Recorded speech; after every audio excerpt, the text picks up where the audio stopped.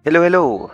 It's me again, Makoy, your Pinoy Laser Guy. And ang pag-uusapan natin sa video na to ay ang absolute coordinates and current position. Mga start from modes po sila dito sa Lightburn. Ba't nga ba di ko na in-include si user origin? Si user origin kasi parang current position din po siya. Magsaset lang ng origin dito kahit saan jog nyo. Then kahit galaw-galaw nyo yung laser module gamit tong jogging tool dito or yung mga arrow keys natin dito, tapos click natin yung go to origin, babalik siya doon, then parang current position din yung silbi niya. So kaya di ko na siya i-discuss sa video na to. And tulad ng sabi ko sa mga recent videos ko na if ever meron mga infos or details na di ko mabanggit sa video na to at importante yon or gusto nyong malinawan, lapag nyo lang yung tanong nyo sa comment section.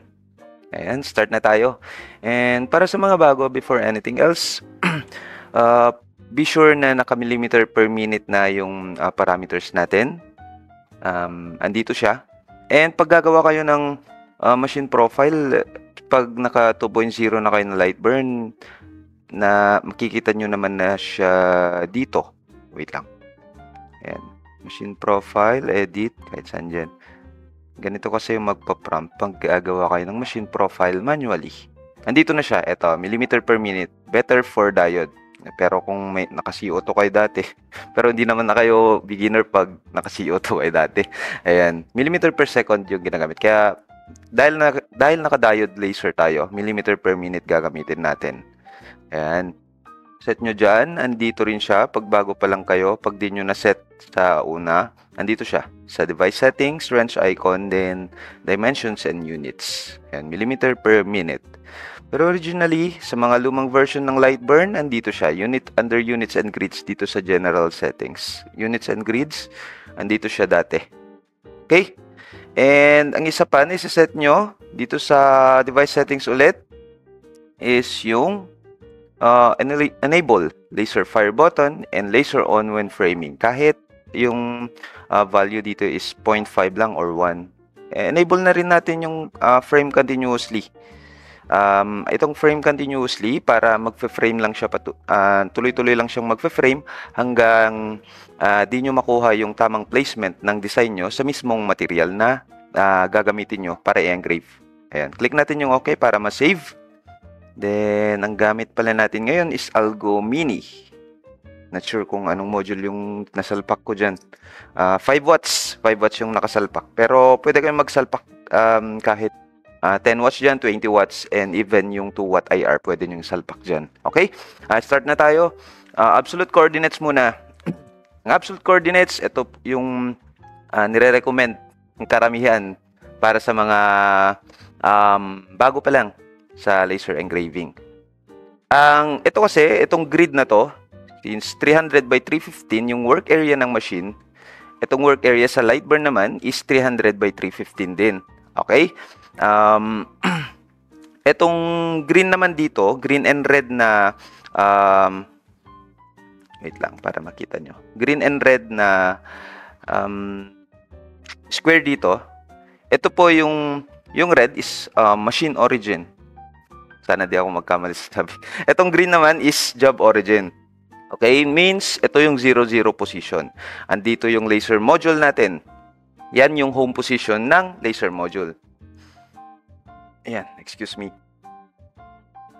Sige, start na tayo. Kung saan kayo maglalapag ng design, let's say, dito sa gitna, wait lang. Dito sa gitna, lagay natin sa gitna. Yan, gitnang-gitna yan. Doon din mapupunta yung laser module natin. Doon siya magpe-frame. Doon din siya mag-engrave sa gitna kung nasaan yung design natin dito. Try natin. Makikita nyo naman. And be sure, before kayo mag-framing or mag-start ng project, be sure na naka 0, 0 position or nasa home position yung laser module nyo para accurate din yung i-engrave nyo. Okay, try natin. Frame natin. Ayun, okay. Nag-framing siya. Ang silbi pala nung laser, ayan. yan yung frame continuously hanggang di nyo kiniklik yung okay or nagpe-press ng enter, di siya titigil mag-framing. And yung laser on when framing, di nyo makikita kasi nasa top view naman. Pero merong ilaw, yung merong laser beam, yung blue diode, blue laser niya, makikita nyo, parang tinetrace niya yung laki ng design nyo sa mismong, eto, kung mayroong kayong material, makikita nyo kung saan tatama yung design nyo. Okay? Pwede nyo ding bagalan yung framing niya para hindi hinahabol ng mata nyo. Andito siya sa move window. Pag wala tong move window dito, andito siya. Windows, then hanapin nyo lang yung move or right click kayo dito. Right click, then hanapin nyo yung move. Asan na ba yung move? Ayun, ayun siya. Naka-check naman na, kaya andito na siya. Tapos para pabagalin yung framing speed, ito siya, speed. Lagay ko 1K. Tapos try ko ulit mag-framing. And wait lang. Select ko lang yung graphics nandyan sa work area ko. Click frame. Ayan, sobrang bagal na niya mag-frame. Nakikita nyo ba? Ito, merong screen dito or camera. Click ko yung okay. Tapos, pag ilalagay ko naman siya doon sa taas, syempre doon din siya mag-frame kasi naka-absolute coordinates nga siya. Ayan, frame. Tataas yan. Yan yung silbi ng absolute coordinates. Ang maganda, pag meron kayong wasteboard grid na same, meron ding numbers dito, 10, 20, 30, 40, maglalapag na lang kayo ng mga material nyo dito. Kunwari, nasa 140 by 140 yung grid natin, yung coordinates. Lalapag nyo dyan. Siyempre, 140 by 140, 140 din lalagay nyo dito. Okay? Para accurate siya. Ayan. Paano nga ba gumawa ng wasteboard grid? Meron po tayong tutorial niyan dito sa channel natin. Lalagay ko na lang yung link dito or pwede nyo namang hanapin sa mga videos natin. If I'm not mistaken, of 315, I mean 300 by 315 para sa DIY kit yung ginawa ko doon. Pero makukuha nyo naman yung idea, pwede kayong gumawa ng kahit mas malaki doon or mas maliit. Pero may mga na-post yata akong 400 by 400. Pero karamihan ngayon sa mga bagong DIY kit, at 5 watts, 10 watts, 400 by 435 na yung frame nila. Yung mga version 2 na DIY kit, okay? Next naman, punta na tayo sa current position. Si current position, kung asaan yung laser module, dun po siya mag-start. Kung makikita nyo, andito yung green. So, andito yung job origin. And dito naman sa baba ng start from modes, makikita nyo job origin, merong top left, mid, top right. Ayan, meron ding mid. Ayan. Makikita nyo, habang ginagalaw ko to, lumilipat din itong green na to. Kunwari, gagawa tayo ng square. Yeah, excuse me. Dahil nasa middle siya, makikita nyo yung dot na gray, puti. Nasa gitna din siya. So, ang ano niyan is, kunwari, ito yung green. Yan yung green nandyan dyan. It represents itong laser module natin. So, ang mangyayari, pag nag-framing siya, andito siya sa gitna. So, gagawa siya ng square sa labas niya. Kung andito naman siya sa top right, so, magiging ganito rin siya. Ito yung top right niya, tapos ganyan din yung square. Papakita ko sa inyo, okay, top right yan, tapos mag-frame ako. Ayan. Bagal ng framing. Hindi ko na set ng mas mabilis. Set natin ng mas mabilis. 6K. Ayan. Bagal. Stop ko na nga. Check nyo. Pag nilagay ko naman sa gitna, ito.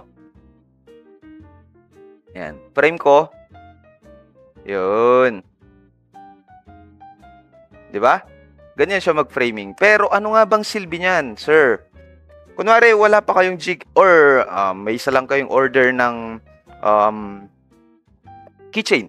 Circular keychain. Circle the keychain. Yung ganito. Ayan. Makikita nyo. Ang gagawin nyo, lagay natin sa gitna yung job origin niya. Tapos, makikita nyo naman yung picturean ko na lang mamaya para ma-visualize nyo. Makikita nyo naman yung gitna niya ng yung circle na keychain. Lagay nyo dyan. Tapos, punta kayo sa move window. Tapos pag finire nyo yung laser para makita nyo yung beam, lagyan ko ng picture mamaya dito para ma-visualize nyo. Click ko yung fire, magpa-fire siya, then igigitna nyo na lang. Ayan. Gitna nyo, tapos pwede na kayong mag-framing. Ayan. Frame nyo. Ito yung pagpa-isa-isa lang. Wait lang. Ba't kasi hindi naman circle to? Bale,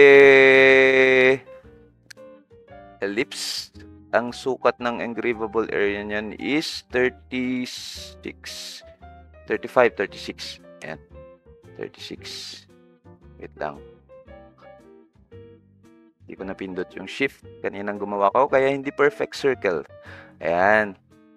Tanggalin muna natin yan. Ito. Kahit asan dito yung design mo, kahit ilipat mo pa dito, wait lang. Kahit ilipat mo pa dito, dun pa rin siya magpa-frame kasi naka-current position siya. Kahit ilipat-lipat mo pa yan. Ayan. Pag nag-frame ako, dyan pa rin siya magpa-frame. Pag circle, pwede rin itong gamitin. Ayan. Ayan. Pa-circle yung framing niya. Pag ano naman, syempre, kung gagamit kayo ng jig para hindi na kayo magkakat ng ano dyan, ng tulad ng tinuro ko sa paggamit ng jig, pwede nyo, kunwari ito yung jig nyo. Set naman natin dito sa lower left. Ito yung maganda din sa current position kasi pwede nyong ilipat ng ganito. Pero as long as nakaset yung, basta, wag nang mag-in-depth muna sa ano. Kasi mas okay pa rin na ito yung gamitin yung pang jog ng laser nyo. Ayan. Pwede nyo naman bawasan or dagdagan yung increments nito dito. Diyan na nga. Dito. Ayan. Pero sa next video na yan. Ayan. Pag gagamit kayo ng jig, pwede nyong i-fire ulit tapos lagay nyo since nasa bottom left to. Ayan, makikita nyo naman, itama nyo na lang yung edge nya. Ayan. Tapos, yung file. Saan na nga yung file ko niyan?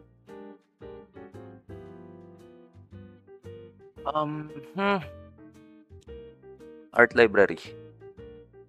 Tapos, pang Pixie yan. Pixie. Tapos, ito siya.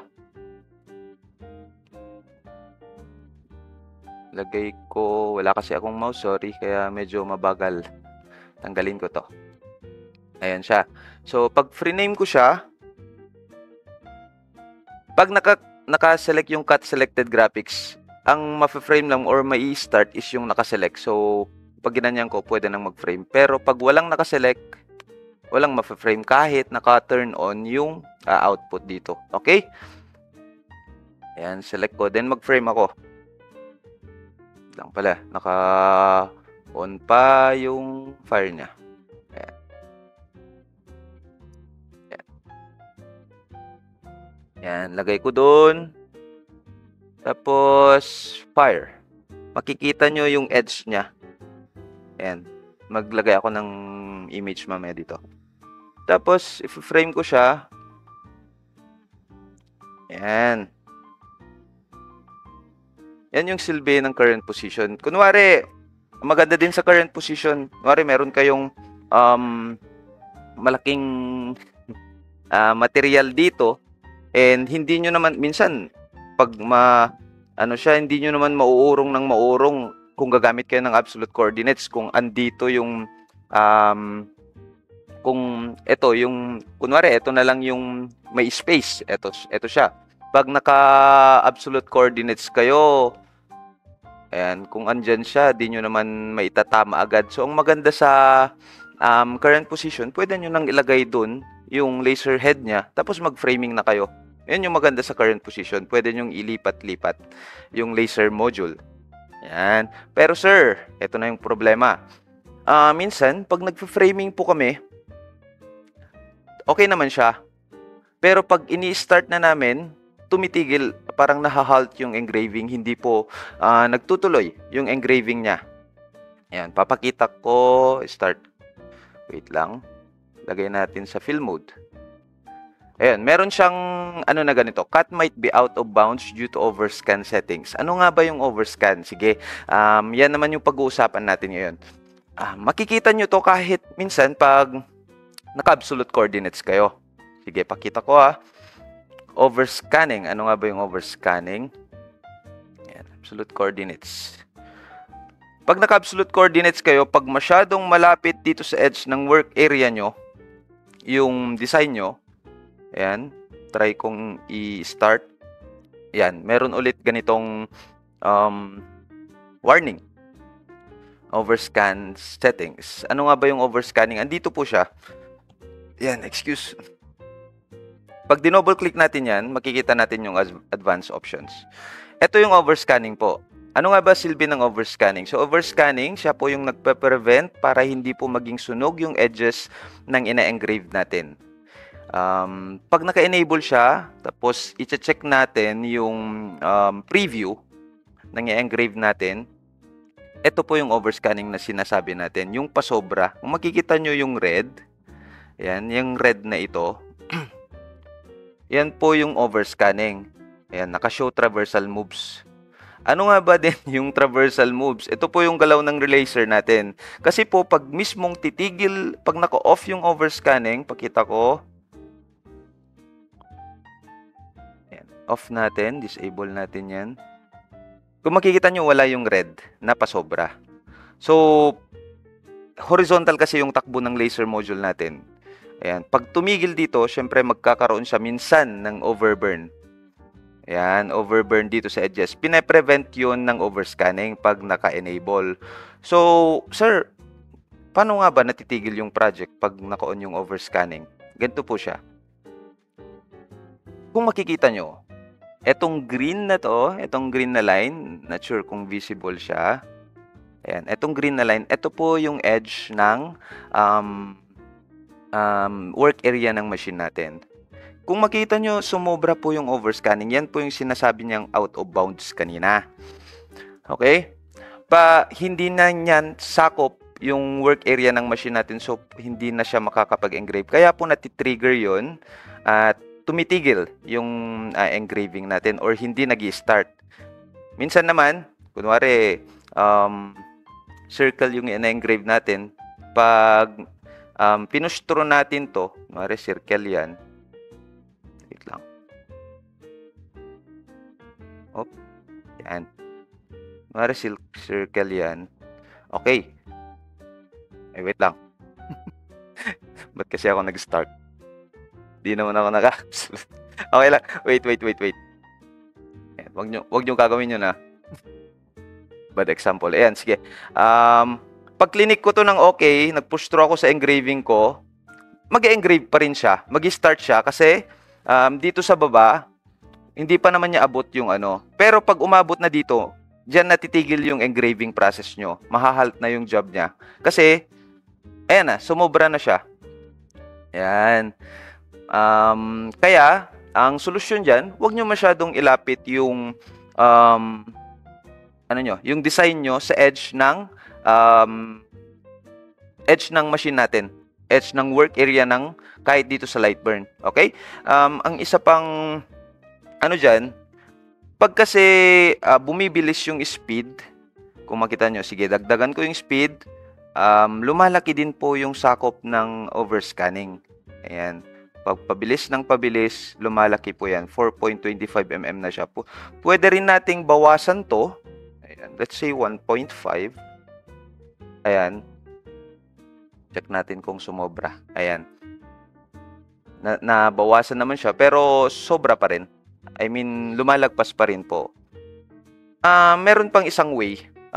Soft limits. Ano nga ba yung soft limits? Safety feature siya. Feature para hindi po bumangga yung laser head natin sa frame ng machine natin. Pwede po nating i-disable yun. Pero be mindful po pag dinidisable natin yon. Be mindful na hindi pa rin natin pwedeng ilapit ng masyado kasi meron namang hangganan din itong machine natin. Kasi ayan, babangga din siya ng ganyan pag napasobra din natin. Gamit na lang tayo ng common sense. Pag ganon. Ayun, check nyo, pag disable natin yung soft limits, ayan, laser tools, machines, tapos ito yung soft limits, $20 yung value niya, ayan, soft limits, naka-true siya. So, pag disable natin yan, tapos, yan, click yes. Kahit po medyo may konting lagpas siya, pwede pa rin yan magtuloy. Ayan, click natin. Wait lang, start ko na lang. Ayan, hindi po siya titigil. Itong ano lang gamitin natin. Ayan. Kahit may ganyan, matitrigger ng overscan, pero wag naman sobra-sobra. Pag naka-disable yung soft limits natin, ayan, mag-engrave pa rin siya. Pero pag naka-turn on yon, pakita ko yung difference. Pag naka-enable yung soft limits natin, hindi po talaga siya magtutuloy. Ayan. Ayan. Click ko yung start. Wait lang.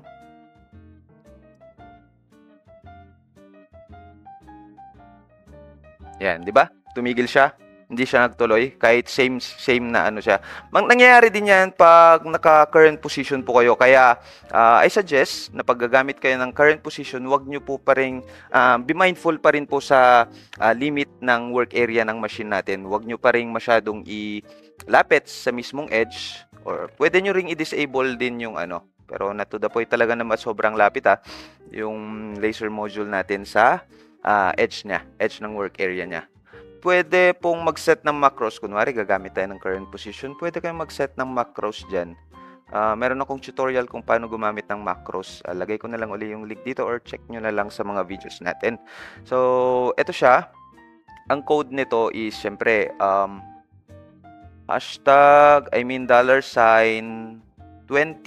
And disable ko na rin yung homing cycle para hindi siya mag-home pag nagka-current position tayo. $20 and $22. Ang original na value nila is pag naka-true, 1 po siya. Ayan, naka-true. Pag ifo-false natin, dapat naka-0 siya. So, ang gagawin natin, ang nakaset na macros dyan is, ayan po siya. Ayan, $20 equals 0 and $20. So, pag clinic ko yan, madi-disable po yung soft limits and homing niya. Ayun, naka-false na siya. Meron naman akong reset button dito. RST equals hashtag. Ayan. Hashtag, hindi, asterisk pala. Ayun. So, pag pinindot ko yun, magiging true ulit po siya. Ayan. Check nyo lang kung paano gumamit ng macro. So, yun po yung current position and absolute coordinates. Maganda si current position pag medyo pag paisa-isa lang yung i-engrave nyo, di ba? Pero either kahit ano naman, kahit current position or absolute coordinates, depende yan sa inyo, yung sa preference nyo kung anong mas gusto nyo. Kasi meron naman na itong continuous framing kahit naman naka-absolute coordinates kayo, madali pa rin namang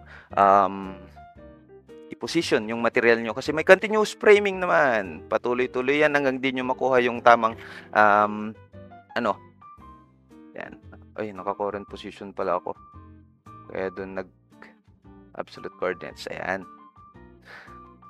Yan. Hanggang di nyo makuha yung tamang positioning niya, pwede nyo ilipat-lipat yung nyo.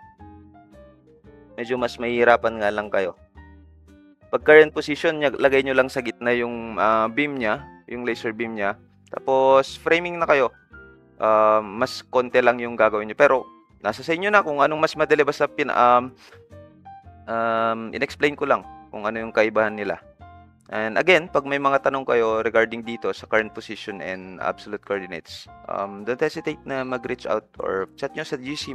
Meron tayong Lightburn GC. Okay? Ano pa ba? Yan na yun. Na-discuss din natin yung mga tumitigil ang engraving. Okay naman pag framing and tumitigil pag ini-start na. Yun po yung isang reason kung ba't tumitigil. Trigger yung soft limits, overscanning. Hindi lang yun yung mga factor kung ba't tumitigil yung engraving natin. Maaring loose yung USB cable, medyo faulty na siya, or yung port ng ano natin, laptop, or yung wifi natin, pag naka-wireless connection tayo, unstable yung connection niya or signal. And also, meron ding times na unstable yung power supply, kaya natitigil. And isa pang factor is nag-i-sleep itong laptop. Parang napupunta siya sa screensaver. Kaya isa ding reason yun kung ba't tumitigil yung engraving natin. Okay? Kung ano pa ba? Ano pa bang susunod natin na i-discuss? Next time na ulit. Kung nagustuhan nyo yung mga video tulad nito, please pa-subscribe na rin. And pwedeng share nyo rin sa mga kakilala nyo na nasa industriya. Okay? And as always, happy engraving and cutting. Gamitin nyo yung machine nyo hanggat masira. Be responsible naman sa ano. And tulad ng sinabi ko kanina, common sense talaga din ang gagamitin natin sa engraving para hindi masira yung machine natin at mas tumagal. Yan. Teacher's Day. Ayan na. Gawa na kayo ng mga projects. Bye-bye!